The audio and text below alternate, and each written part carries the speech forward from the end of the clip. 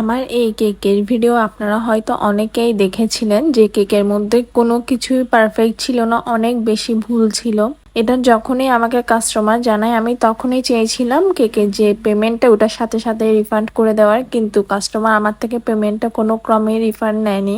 তখন ওনাকে আমার বলাই হয়েছিল উনি পরবর্তীতে যে কেকটা নিতে চাইবে ওইটা আমি ওনাকে গিফট হিসেবেই দিব, এবং কেকটা আগে যে পেমেন্টে ছিল ঠিক ওই ওয়েটেরই এবং ওই পেমেন্ট অনুযায়ী আমি ওনাকে একটা কেক দিব।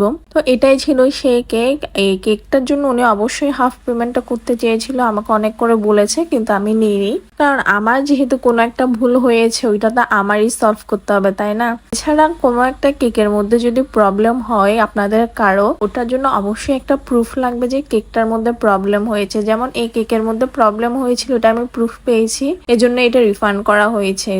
যদি কখনো কারো কোনো প্রবলেম হয় ওটা অবশ্যই ওখান থেকে একটা কেকের স্লাইস রেখে দিবেন, ওটা আমি আমার খরচ দিয়ে ওটা আমি ডেলিভারি ম্যান থেকে নিয়ে আসবো, মানে ডেলিভারি ম্যানকে দিয়েই আনাবো। জাস্ট আপনারা কেকের একটা স্লাইস রেখে দিলেই হবে। ওইটা আমি টেস্ট করেই বুঝতে পারবো কেকের মধ্যে কি প্রবলেমটা ছিল, কারণ আমি রেগুলার কেক বানাই, সবকিছুই মেপেই দিই, কিন্তু কোনো ক্রমে যদি একটু ভুল হয়ে যায় সেক্ষেত্রে কেকের মধ্যে তো ইফেক্টটা পড়ে। তো ওটা তো আর আমি টেস্ট করতে যাই না, ওইটা আপনারাই টেস্ট করেন, তখনই আপনারাই বুঝতে পারেন যে হয়তো কোনো প্রবলেম ছিল।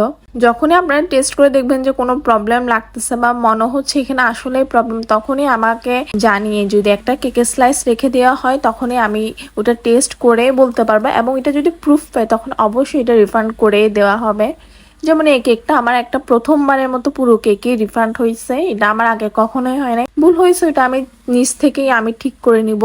আমি আসলে এমনভাবে ব্যবসা করতে চাই যেখানে আমার কোনো কাস্টমারের মন খারাপ না হয়, কেউ যেন কখনো না বলে যে ওনার কাছ থেকে কেক নিয়েছি কেক ভালো পাইনি। এই কারণে আমার এটা হচ্ছে করা।